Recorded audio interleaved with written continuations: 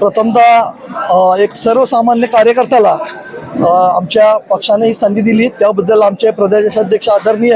हर्षवर्धन सपकाळ साहेब असतील, माजी नेते आदरणीय बंटी पाटील साहेब असतील,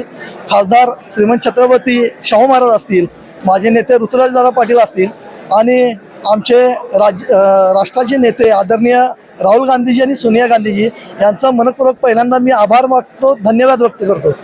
त्याचप्रमाणे आता ही जी संधी मिळालेली आहे, निश्चितपणे या पदाला न्याय देण्याचं काम भविष्यातील कालावधीमध्ये विविध जे उपक्रम आहेत, युवकांसाठी उपक्रम असतील, आता कोल्हापूर शहरामध्ये वाढते व्यसनाधीन झालेली युवा शक्ती ही आपल्याला या प्रवाहामध्ये चांगल्या प्रवाहामध्ये आणून त्यांच्यासाठी चांगले उपक्रम राबवण्याचा मला मनोदय आहे। त्याचप्रमाणे कोल्हापूर शहरामध्ये होणारी वाहतुकीची कोंडी याचं निर्मूलन प्रशासनाला सोबत घेऊन कसं करता येईल हे देखील मी प्राधान्यानं पाहणार आहे। त्याचप्रमाणे आज भेडसावणारे अनंत प्रश्न आहेत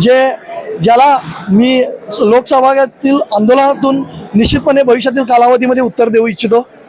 कोल्हापूर शहरामध्ये युवती असतील, युवक असतील, ज्यांना आपण जेनझी म्हणतो, अशी जी युवकांची संघटना आणि जे युवकांचं पाठबळ आहे यांना सहभागी करून घेऊन किंबहुना महिलांसाठी विविध उपक्रम राबवून ही जे विविध प्रश्न भेडसावत आहेत याच्यावर कसं मार्गक्रमण करता येईल या निश्चितपणे मी भविष्यामध्ये प्रयत्न करेन। निश्चितपणे याचंच द्योतक आहे की जे आत्ता विद्यमान सरकार आहे त्याचा जो सर्वसामान्य नागरिकांना जो